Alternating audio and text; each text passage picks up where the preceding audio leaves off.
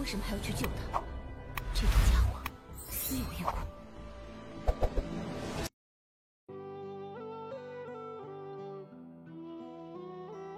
Melanjutkan dari cerita sebelumnya. Inti monster peringkat 6. Xiaoyan merasa sangat terkejut bahwa klan Luo ini benar-benar mampu mengambil inti monster kalajengking naga racun langit sebagai balasan. Meskipun peringkat inti monster ini satu peringkat lebih rendah dari yang dibutuhkan, bagaimanapun itu juga adalah objek yang serupa, tidak peduli bagaimana orang mengatakannya. Efek akhirnya mungkin sedikit lebih buruk karena peringkatnya lebih rendah. Tetapi paling tidak, jika mereka tidak dapat menemukan peringkat 7, benda ini menjadi rumput penyelamat kehidupan terakhir. Paling tidak, dengan inti monster peringkat 6 kalajengking naga racun langit sebagai cadangan, mereka tidak akan berakhir di jalan buntu jika mereka benar-benar mencapai tahap itu. Tatapan Xiaoyan bertukar pandang dengan dokter peri kecil. Dia mengangguk sedikit dan berkata, "Meskipun itu belum mencapai persyaratan kami dapat menerimanya." Luo Cheng menghela nafas lega saat mendengar ini. Binatang sihir kalajengking naga racun langit sangat langka, dan inti monsternya bahkan lebih sulit ditemukan. Dia benar-benar tidak tahu siapa yang menjual inti monster peringkat 6 ini ke klan Luo, tetapi akhirnya berakhir dalam koleksi mereka. Klan Luo mereka sudah mendapatkan kesepakatan murah dengan bisa menggunakan inti monster peringkat 6 untuk mendapatkan seorang ahli dengan kekuatan yang mirip dengan leluhur mereka. Hahaha, semuanya tolong ikuti aku. Dengan bantuan wanita muda ini, saya rasa lubang cacing dapat diperbaiki hari ini. Luo Cheng tersenyum saat berbicara. Dia segera menangkupkan kedua tangannya, berbalik dan memimpin jalan di depan. Xiaoyan ragu-ragu sedikit sebelum mengikutinya di belakang. Kelompok Xiaoyan mengikuti Luo Cheng menembus kota horizon yang sangat besar itu. Mungkin itu karena mereka datang untuk pertama kalinya, tetapi Luo Cheng tidak meningkatkan kecepatannya. Saat dia berjalan, dia memperkenalkan beberapa tokoh terkenal di kota horizon ke kelompok Xiaoyan. Sikap jujur dan banyak bicara ini membuatnya tampak seperti orang yang sama sekali berbeda dari yang mereka temui pada awalnya. Berjalan di belakang Luo Cheng, kelompok Xiaoyan tidak terlalu menerima kata-kata Luo Cheng yang tak henti-hentinya itu. Terlepas dari ketidakjelasan kata-kata orang tua ini, Xiaoyan masih bisa merasakan bahwa dia mencoba menanyakan latar belakang mereka selama percakapan dia. Xiaoyan telah bertemu banyak rubah tua seperti ini. Oleh karena itu, ia juga memahami prinsip membiarkan lidah tergelincir jika berbicara terlalu banyak. Oleh karena itu, dia secara samar-samar menjawab beberapa pertanyaannya dan tidak terlalu memberi Luo Cheng kesempatan untuk menyelidiki latar belakangnya. Setelah beberapa percakapan seperti itu, Luo Cheng yang gagal mendapatkan informasi apapun hanya bisa tertawa getir di dalam hatinya. Dia menarik pikiran untuk melanjutkan penyelidikannya. Beberapa dari mereka menghabiskan sekitar setengah jam melewati setengah dari kota horizon sebelum alun-alun batu hitam yang menempati sejumlah besar ruang muncul di pandangan Xiaoyan. Ukuran alun-alun itu sangat luas. Itu sepenuhnya dibangun menggunakan semacam batu hitam. Perasaan kuat yang samar terpancar dari dinginnya. Pada saat ini, alun-alun telah ditutup oleh banyak penjaga klan Luo. Ada kekuatan spasial yang sangat kuat menyebar dari platform batu itu, menjulang yang terletak di dalam alun-alun. Dengan Luo Cheng membuka jalan, kelompok Xiaoyan memasuki alun-alun tanpa halangan. Setelah itu, mereka mengikutinya saat mereka berjalan di sepanjang tangga batu yang menjulang tinggi itu. Panggung batu ini kebetulan menempati tengah alun-alun. Ketika kelompok Xiaoyan melihat, mereka mampu menyerap pemandangan dalam jarak beberapa ratus meter dari alun-alun ke mata mereka. Selain itu, beberapa ahli dari klan Luo saat ini, ada dua orang tua yang tampaknya bukan anggota klan Luo yang berdiri di panggung batu saat ini. Aura mereka berdua cukup kuat. Meskipun mereka lebih rendah dari Luo Cheng dan dokter peri kecil, mereka juga seorang elit asli Douzong. Menurut tebakan Xiaoyan, mereka kemungkinan adalah pembantu yang diundang oleh Luo Cheng. Ekspresi kedua lelaki tua itu dingin dan acuh tak acuh. Mata mereka samar-samar menunjukkan kesombongan. Namun, anggota klan Luo di sekitar hanya bisa menghadapi mereka dengan wajah tersenyum. Mereka tidak berani meremehkan keduanya bahkan sedikit. Tatapan Xiaoyan menyapu sebentar orang-orang ini sebelum beralih ke tempat tengah panggung batu. Sebuah lubang spasial hitam gelap setidaknya berukuran 100 kaki perlahan berputar di tempat itu. Gelombang kekuatan spasial yang mengejutkan meluap darinya dan menyebabkan ekspresi seseorang berubah. Namun tampaknya ada tanda-tanda kekacauan pada kekuatan spasial itu saat ini. Apakah ini lubang cacing itu benar-benar barang yang sangat mahal? Lubang spasial hitam gelap itu seperti lubang hitam memancarkan gaya isap yang tidak biasa. Melihat dari kejauhan, seseorang hanya bisa melihat kegelapan yang tidak pernah berakhir dan mendengar peluit yang menggugah jiwa yang tidak biasa. Kelompok Xiaoyan yang telah naik ke panggung batu secara alami menarik perhatian semua orang dengan segera. Setelah melihat Luo Cheng, kedua pria tua tadi yang sombong itu menangkupkan tangan ke arahnya. Arogansi di wajah mereka ditarik sedikit. Kekuatan mereka baru saja mencapai bintang 2 Douzong. Ada celah besar jika dibandingkan dengan orang seperti Luo Cheng yang telah berada di kelas 5 Douzong. Hahaha. Keduanya adalah Han Tua dan Si Tua. Mereka juga tokoh yang cukup terkenal dalam radius 1000 km dari kota Horizon. Mereka juga telah diundang oleh saya yang tua untuk membantu memperbaiki lubang cacing. Luo Cheng tersenyum saat dia berjalan mendekat. Dia menunjuk ke kedua pria tua itu dan tersenyum saat dia berbicara dengan Xiaoyan. Setelah mengatakan ini, Luo Cheng mengalihkan pandangannya ke kedua pria tua itu dan tersenyum saat dia berkata, "Beberapa teman muda ini juga pembantu yang telah saya undang," ucap Luo Cheng. "Pembantu? Luo Tua, meskipun saya tahu bahwa Anda benar-benar ingin memperbaiki lubang cacing ini dengan secepat mungkin, tetapi Anda tidak perlu menemukan orang-orang muda seperti ini, bukan? Apakah kamu tidak mempercayai kami berdua?" Sebelum kelompok Xiaoyan dapat berbicara, kedua pria tua yang tampak sombong itu mengerutkan kening dan berbicara dengan tidak senang setelah mendengar kata-kata Luo Cheng. Dua orang yang hanya bertahan di tahap awal kelas Douzong benar-benar berbicara dengan arogansi seperti itu. Apakah kamu tidak takut menggigit lidahmu? Zian meringkuk mulutnya dengan jijik saat dia berbicara. Dia adalah orang pertama yang menjadi marah setelah diremehkan dengan cara seperti itu. Dari mana asal gadis kecil ini? Jangan sembarangan datang dan terlibat di sini. Kedua pria tua itu mengerutkan kening. Ekspresi mereka sedikit berubah saat tatapan mereka melihat Zian. Jelas mereka telah melihat sesuatu yang mengejutkan di Zian. Bahkan nada suara mereka juga sedikit berubah. Xiaoyan terlalu malas untuk mengganggu orang-orang tua ini dengan mata bangga. Dia menoleh ke dokter peri kecil dan berkata dengan lemah, "Pergi dan lihatlah. Kita tidak akan tertunda jika bisa diperbaiki dengan cepat," ucap Xiaoyan.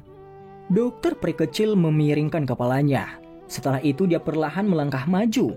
Saat kakinya bergerak, aura agung yang berada jauh di dalam tubuhnya sekali lagi menyebar seperti air banjir. Itu menyebabkan semua orang di peron batu selain kelompok Luo Cheng dan Xiaoyan terpana. Gadis ini sebenarnya juga seorang elit Douzong. Sungguh luar biasa. Tidak heran dia diundang oleh leluhur. Banyak anggota klan Luo di panggung batu tanpa sadar berseru. Dengan ekspresi yang berubah di wajah mereka penuh dengan keterkejutan. Dibandingkan dengan mereka, orang dengan ekspresi paling malu adalah dua orang tua tadi. Dengan kekuatan mereka, mereka secara alami dapat merasakan bahwa kemampuan dokter peri kecil sebanding dengan Luo Cheng setelah dia melepaskan auranya. Dia jauh lebih kuat dari mereka. Mereka segera mulai berteriak dengan pahit di hati mereka. Luo Cheng diam-diam mengejek kedua orang di dalam hatinya saat melihat rasa malu di wajah kedua orang itu. Kedua orang ini sangat sombong. Selain ahli yang lebih kuat dari mereka, sulit bagi siapapun untuk dilihat dengan benar oleh mereka. Kali ini, mereka kehilangan banyak wajah karena kecerobohan mereka. Hahaha, ini hanyalah kesalahpahaman. Semuanya, tolong jangan keberatan. Lubang cacing ini adalah sesuatu yang dibangun oleh leluhur klan Luoku. Setelah ada selama bertahun-tahun, jejak spasial yang ada di antara kedua lokasi juga menjadi sedikit kabur. Karena alasan inilah, Masalah telah terjadi. Yang perlu Anda lakukan bertiga adalah menggunakan kekuatan spasial untuk memperdalam jejak di antara dua lokasi. Masalah kali ini harus diselesaikan setelah ini. Mengetahui pentingnya masalah utama yang ada, Luo Cheng tidak membuang waktu. Dia tersenyum membuka mulutnya dan bergegas ke topik utamanya. Tatapan Xiao Yan melirik lubang cacing besar di depannya. Jarinya mengusap cincinnya dan tanpa dia sadari, jika Tian Huo Junze terbangun, kemungkinan besar tidak akan menjadi masalah baginya untuk memperbaiki lubang cacing sendirian, mengingat kontrolnya atas kekuatan spasial. Dokter peri kecil dan dua lainnya duduk bersila di luar lubang cacing, sementara Luo Cheng berdiri di titik di mana lubang cacing dan panggung batu bersentuhan dengan ekspresi serius. Ruang di sekitar tubuh Luo Cheng segera menjadi terdistorsi setelah kata-katanya terdengar. Kekuatan spasial melonjak keluar dan melesat menuju bagian dalam lubang cacing. Dokter peri kecil dan dua dozong lainnya ragu-ragu sedikit sebelum membentuk kekuatan spasial dari berbagai kekuatan yang dengan paksa memasuki bagian dalam lubang cacing. Pekikan keras dipancarkan dari lubang cacing menjadi lebih keras setelah 4 kekuatan spasial ini masuk. Kekuatan hisap yang menyebar secara bertahap menjadi lebih kuat. Melihat situasi ini, banyak ahli dari klan Luo di panggung batu mengeluarkan banyak teriakan yang teratur. Gelombang doki yang kuat melonjak sebelum segera mengumpal menjadi penghalang energi di luar lubang cacing itu dan mengisolasi kekuatan hisap. Melihat keakraban gerakan mereka, jelas bahwa ini bukan pertama kalinya mereka melakukan hal seperti itu. Xiao Yan menatap tajam ke arah lubang cacing. Dia hanya menghela nafas lega sesaat kemudian. Setelah gagal menemukan sesuatu yang salah, setelah itu dia duduk dan mulai menunggu dengan tenang. Waktu yang dibutuhkan untuk memperbaiki lubang cacing tidak seperti yang diharapkan Xiao Yan. Setelah sekitar 1 hingga 2 jam, kelompok dokter peri kecil yang matanya tertutup perlahan membukanya. Benang pucat juga terlihat di wajah mereka. Jelas memperbaiki lubang cacing ini menghabiskan tenaga mereka. Pergerakan ruang yang berputar perlahan bergetar sedikit saat beberapa dari mereka pulih. Dengan segera, benang perak tertinggal di sekitar lubang cacing. Melihat dari kejauhan, tampak seolah-olah mereka adalah bintang di dalam lubang hitam. Selain itu, kekuatan spasial kacau yang telah ditransmisikan dari dalam perlahan tersebar. Akhirnya benar-benar diperbaiki. Hahaha, kalian bertiga, terima kasih. Aku Luo Cheng akan mengingat kebaikan ini. Luo Cheng tertawa terbahak-bahak saat dia merasakan lubang cacing secara bertahap memulihkan keadaan normalnya. Dia berbalik dan menangkupkan tangannya ke arah dokter peri kecil dan dua lainnya sebelum berbicara dengan tulus. Apakah kamu baik-baik saja? Xiao Yan dengan cepat bangkit dan tiba di samping dokter peri kecil. Hai, aku hanya sedikit lelah. Tidak terlalu sulit untuk memperbaiki lubang cacing ini. Dokter peri kecil mengangguk sedikit dan tersenyum saat dia menjawab. Teman ini adalah imbalan yang dijanjikan olehku. Luo Cheng melambaikan tangannya dan kotak giok terbang ke arah Xiao Yan. Xiao Yan secara acak menangkap kotak giok di tangannya. Dia membukanya dan inti monster berbentuk oval berwarna ungu merah muncul di matanya. Jarinya menyentuh inti monster dan merasakan afinitas energi di dalamnya. Sesaat kemudian, Xiao Yan mengangguk. Meskipun dia belum pernah melihat inti monster dari binatang kala jengking naga racun langit, afinitas yang terkandung di dalamnya mirip dengan ini. Xiao Yan menyimpan kotak giok ke dalam cincin penyimpanannya. Hatinya juga menghela nafas lega. Pandangannya tertuju ke lubang cacing saat dia dengan lembut bertanya. Bisakah lubang cacing digunakan sekarang? Tanya Xiao Yan. Seharusnya tidak ada masalah. Namun saya yang tua masih menyarankan Anda untuk menunggu beberapa saat. Bagaimanapun, itu baru saja diperbaiki. Tidak terlalu aman untuk bepergian sekarang. Luo Cheng sedikit ragu-ragu setelah mendengar pertanyaan itu. Tidak perlu. Kami masih memiliki beberapa masalah mendesak dan tidak bisa tinggal lama. Luo Cheng hanya bisa menganggukkan kepalanya karena kecewa saat mendengar ini. Dia mengambil perahu kayu seukuran telapak tangan dari cincin penyimpanannya. Perahu kayu itu samar-samar memancarkan cahaya perak. Benda ini menyembunyikan benang dengan kekuatan spasial yang sangat lemah. Ini adalah perahu luar angkasa yang digunakan untuk menjelajahi lubang cacing. Proses pembuatannya cukup mahal, masing-masing berharga lebih dari 1 juta, dan orang biasa benar-benar tidak mampu menggunakannya. Karena nona muda ini sangat membantu klan Luo saya hari ini, klan Luo kita bisa dibilang sudah memanfaatkannya hanya dengan memberikan inti monster peringkat 6. Hal kecil ini bisa dianggap sebagai hadiah terima kasih kami. Luo Cheng tersenyum dan memberikan penjelasan sederhana saat dia menyerahkan perahu kayu itu kepada Xiaoyan.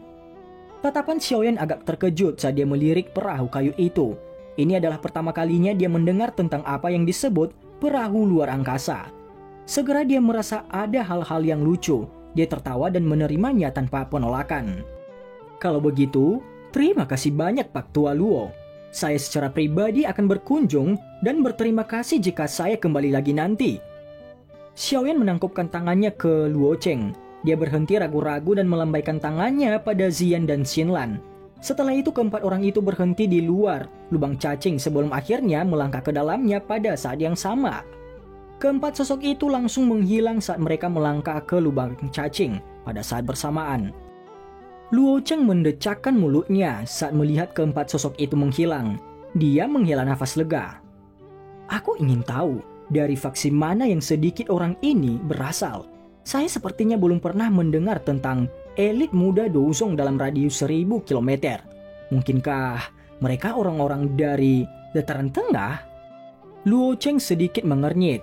Dia segera menghela nafas lagi sebelum berbalik dan menuruni tangga batu. Semua orang buru-buru mengikutinya di belakang. Hanya beberapa penjaga saja yang tetap ditempatkan di sekitar lubang cacing. Panggung batu juga menjadi sunyi setelah semua orang berpencar. Luo Cheng sedikit mengernyit. Dia segera menghela nafas lagi sebelum berbalik dan menuruni tangga batu. Semua orang buru-buru mengikutinya di belakang. Hanya beberapa penjaga saja yang tetap ditempatkan di sekitar lubang cacing. Panggung batu juga menjadi sunyi setelah semua orang berpencar. Beralih ke kelompok Xiaoyan. Penglihatan kelompok Xiaoyan tiba-tiba menjadi hitam begitu mereka melangkah ke lubang cacing. Tubuh mereka tiba-tiba merasa seperti kehilangan berat badan. Namun perasaan ini dengan cepat menghilang sesaat kemudian. Segera, terowongan luar angkasa yang aneh muncul dalam pandangan mereka. Hal yang muncul di depan kelompok Xiaoyan adalah terowongan luar angkasa yang tidak bisa dilihat ujungnya. Di kedua sisi terowongan, ada penghalang ruang berwarna perak samar. Ada lebih dari 10 terowongan yang berukuran 10 kaki di dalam dinding luar angkasa. Ujung terowongan itu gelap gulita. Bagian atas dan bawah terowongan adalah kegelapan serupa yang menyebabkan seseorang merasa takut. Riak spasial yang padat samar-samar merembes keluar dari itu. Seluruh terowongan sangat sunyi tanpa suara sedikit pun. Xiaoyan tanpa sadar merasa linglung saat melihat terowongan luar angkasa semacam ini pertama kalinya, meskipun dia biasanya tenang. Tatapannya perlahan melihat ke arah penghalang yang dibentuk oleh kekuatan spasial di kedua sisi terowongan. Di luar itu adalah kegelapan yang tidak pernah berakhir. Tidak ada yang tahu pemandangan seperti apa yang ada di sana. Kakak Xiaoyan, keluarkan perahu luar angkasa yang diberikan leluhur klan Luo padamu. Kecepatan terbang benda itu di tempat ini cukup cepat. Dengan itu, kita hanya perlu 20 hari atau lebih sebelum kita bisa tiba di dataran tengah. Xinlan tiba-tiba berbicara dan memecah keheningan yang mematikan ini. Xiaoyan juga pulih setelah mendengar ini. Dia menjabat tangannya dan perahu luar angkasa muncul. Benda itu baru saja muncul ketika bergerak seperti ikan yang baru saja masuk ke air dan mengembang bersama angin.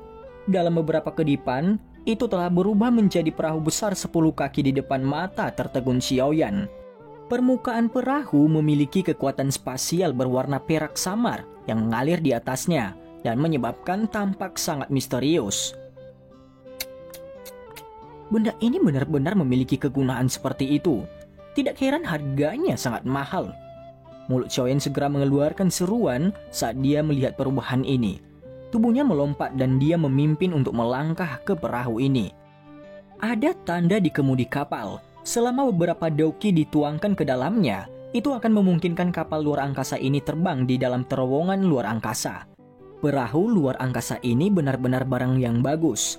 Ada faksi dan toko di dataran tengah yang berspesialisasi dalam menjual barang-barang semacam ini. Di sana, Perahu terbang dibedakan berdasarkan kelasnya. Kelas 9 adalah yang tertinggi, sedangkan kelas 1 adalah yang terendah. Dari tampilan perahu terbang ini, sepertinya itu sekitar kelas 4 atau lebih. Xinlan tersenyum penuh kasih saat dia menjelaskan. Xiaoyan melirik ke depan perahu dengan heran. Dia mengangguk sebelum melihat penghalang ruang di kedua sisi. Dia bertanya, "Benda ini tidak akan keluar kan?" tanya Xiaoyan. "Tidak, itu tidak akan terjadi. Perahu terbang hanya dapat digunakan di dalam terowongan luar angkasa, benar-benar tidak berguna di luar. Selain itu, selama seseorang mempertahankan rute terbang yang lurus, biasanya tidak akan terjadi apa-apa. Tentu saja, tidak ada yang pasti. Bahaya selalu ada di kemanapun seseorang bepergian. Selain itu, tempat ini juga menyembunyikan banyak bahaya saat seseorang memasukinya. Namun, kemungkinannya untuk bertemu bahaya sangat kecil. Saya belum pernah bertemu hal seperti itu selama berkali-kali saya menggunakan lubang cacing," Xinlan menjelaskan. Xiaoyan menghela nafas lega di dalam hatinya saat dia mendengar ini. Dia duduk bersila di depan perahu. Dia menoleh ke Zian dan yang lainnya. "Kalau begitu, semua orang harus menunggu. Sekarang, perjalanan kita dimulai," ucap Xiaoyan. Xiaoyan melambaikan tangannya saat kata-katanya terdengar. Dauki yang kuat melonjak sebelum memasuki titik masukan itu. Seketika seluruh perahu terguncang, akhirnya tenaga dorong keluar dari bagian ekor kapal. Setelah itu, kapal itu terbang. Kecepatan kapal luar angkasa sangat menakutkan di dalam terowongan. Tidak berlebihan untuk menggambarkannya sebagai sesuatu yang mengejar bintang dan bulan. Kelompok Xiaoyan hanya bisa melihat dua dinding ruang berwarna perak bergerak terbang kembali dengan suara saat mereka duduk di dalam perahu. Kecepatan semacam ini menyebabkan mata seseorang menjadi silau. Cahaya perak diam-diam melintas di dalam terowongan luar angkasa yang sunyi itu. Sesaat kemudian itu menghilang ke ujung kegelapan. Penampilan itu seolah-olah itu adalah pengelana yang kesepian di luar angkasa. Yang disebut lubang cacing adalah koneksi antara dua lokasi yang kemungkinan jarak di antara mereka menjadi sangat pendek. Menurut apa yang dikatakan Xinlan, mereka seharusnya bisa mencapai dataran tengah setelah 20 hari atau lebih dengan kecepatan mereka. Jika mereka melakukan perjalanan di dunia nyata, kemungkinan mereka akan membutuhkan setidaknya setengah tahun untuk mencapai kota horizon di dataran tengah. Zian tidak bisa lagi menahan kebosanan setelah naik ke perahu terbang dan bermain selama beberapa jam. Dia balik kembali ke Xiaoyan dan memasuki kabin dan tidur. Xiaoyan tidak berani secara acak memasuki kondisi pelatihannya saat melakukan perjalanan di terowongan luar angkasa semacam ini, penuh dengan bahaya yang tidak diketahui. Bagaimanapun, kekuatannya saat ini lebih dari cukup untuk mempertahankan dukungan kapal luar angkasa. Oleh karena itu, dia tidak berlatih sekalipun selama periode perjalanan yang tersisa ini. Dia perlahan akan memulihkan Dauki yang kelelahan dengan sesekali mengonsumsi pil obat. Meskipun kecepatan di dalam terowongan luar angkasa jauh lebih cepat daripada di dunia luar, kelemahannya juga besar. Kegelapan yang akan menyebabkan seseorang lemah mental merasakan iritasi di dalam hati mereka setelah melihatnya untuk waktu yang lama. Waktu berjalan bersama rasa kebosanan ini. Cahaya perak melintas di dalam terowongan luar angkasa berwarna perak yang samar. Di atasnya ada seorang pria muda berjubah hitam yang mengangkat tangannya dan gelombang Dauki melonjak. "Biarkan aku yang mengambil alih." Suara lembut itu tiba-tiba terdengar di belakang Xiaoyan. Dia terkejut. Dia menoleh dan melihat bahwa itu adalah dokter peri kecil. Dia tersenyum dan berkata, "Sudah beberapa hari sejak kita memasuki terowongan luar angkasa?" tanya Xiaoyan. 16 hari. Kita seharusnya bisa mencapai tujuan kita setelah beberapa hari lagi, jawab dokter peri kecil. Dokter peri kecil tersenyum saat dia menjawab. Setelah itu dia perlahan berjalan ke arah Xiaoyan dan duduk bersila di belakangnya. Gelombang pilar Dauki melesat dan segera berlama-lama di atas tanda energi itu. Xiaoyan tersenyum saat melihat ini. Dia menarik tangannya ke lengan bajunya saat kelelahan ini melintas di matanya. Meskipun periode perjalanan ini tidak terlalu banyak menghabiskan Daukinya, dia sangat lelah secara mental. Xiaoyan menarik nafas dalam-dalam dan perlahan membaringkan tubuhnya. Tangannya menangkup ke bagian belakang kepalanya saat matanya menyaksikan kegelapan tak berujung. Sesaat kemudian, dia sedikit menoleh, menatap lekuk anggun di bawah gaun putih di sampingnya dan tersenyum. Saat ini, kita telah mengumpulkan semua hal yang dibutuhkan untuk mengendalikan tubuh racun yang menyedihkan. Namun, karena peringkat inti monster kalajengking naga racun langit yang hanya berada pada tingkat 6, kemungkinan besar itu tidak akan mencapai efek yang sempurna. Saya juga tidak begitu yakin apakah akan ada gejala sisa. Oleh karena itu saya menyarankan agar kita tetap mencoba yang terbaik untuk persyaratan pembuatan pil racun. Kita akan menangani tubuh racun yang menyedihkan setelah itu, kecuali saat ini adalah saat kritis. Yang terbaik adalah tidak menggunakan inti monster peringkat 6 itu, ucap Xiaoyan. Baiklah, terserah Anda untuk memutuskan masalah ini. Dokter peri kecil menganggukkan dagu seputih saljunya. Sebagai seorang teman, saya harus benar-benar melakukannya. Xiaoyan mengangkat kepalanya ke langit dan mendesah. Suaranya mengandung nada menggoda. Dokter peri kecil tiba-tiba tersenyum saat mendengar kata-kata Xiaoyan. Dia segera memutar matanya dan menatap Xiaoyan, setelah itu berkata, "Apa? Hanya teman ya?" ucap dokter peri kecil. Xiaoyan tercengang oleh kata-kata dokter peri kecil. Xiaoyan bertukar pandang dengannya. Setelah itu matanya tanpa sadar menjauh. Dalam sekejap, suasana di depan perahu menjadi sedikit aneh. Bung! Suasana aneh semacam ini tidak berlangsung lama sebelum dihancurkan oleh guncangan hebat yang mendadak dari perahu. Xiaoyan dan dokter peri kecil terkejut. Mereka buru-buru mengangkat kepala mereka. Dengan wajah serius, mereka menemukan bahwa kedua sisi terowongan luar angkasa tidak jauh di depan, di mana dinding terowongan yang terbentuk dari kekuatan spasial telah menjadi jauh lebih lemah. Dalam sekejap, orang bahkan bisa melihat kegelapan di luar terowongan. Apa yang terjadi? Seruan kaget terdengar dari dalam kabin. Xian dan Xinlan buru-buru lari. Dengan sapuan pandangan mereka melihat dinding ruang angkasa yang jauh lebih lemah. Dinding ruang di sini belum sepenuhnya diperbaiki. Gaya eksternal telah merusak keseimbangan di dalam terowongan. Hati-hati, kekuatan eksternal telah merusak keseimbangan lubang cacing. Xinlan berbicara dengan suara yang dalam. Tidak akan terjadi apa-apa, bukan? Xiaoyan mengerutkan kening dan bertanya dengan panik. Ini tidak pasti. Jika dinding ruang angkasa menjadi ilusi, sangat mudah terjadinya badai ruang angkasa. Jika kita ditarik ke ruang hampa oleh badai, sangat sulit bagi kita untuk melarikan diri hidup-hidup kecuali kita adalah elit Douzun. Xinlan ragu-ragu sedikit sebelum berbicara dengan senyum pahit. Sekarang kita hanya bisa berharap bahwa kita akan melakukannya. Tidak memenuhi hal itu, menurut kecepatan kita akan segera mencapai dataran tengah, ucap Xinlan. Xiaoyan mengerutkan alisnya lebih erat saat mendengar ini. Dia menoleh ke dokter peri kecil. Perlambat kecepatan. Hati-hati dengan gaya isap yang disalurkan dari luar dinding ruang, ucap Xiaoyan.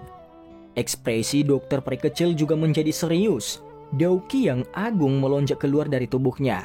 Segera setelah itu, dia melilit perahu.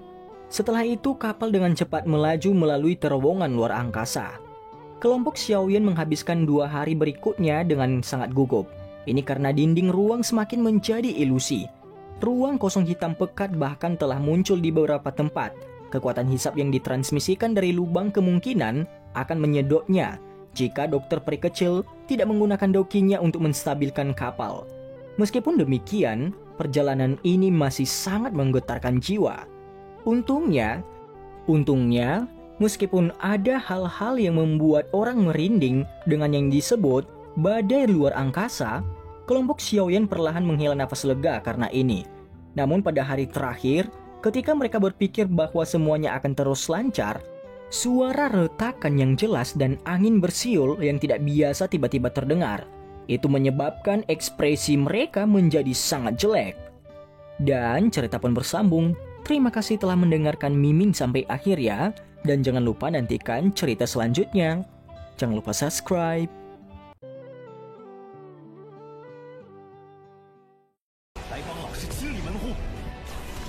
云岚宗迟早会毁在您手上的。放肆！你就当这是老夫的一场豪赌吧。云岚宗毁我萧小，这些仇我会一笔一笔的加倍偿还。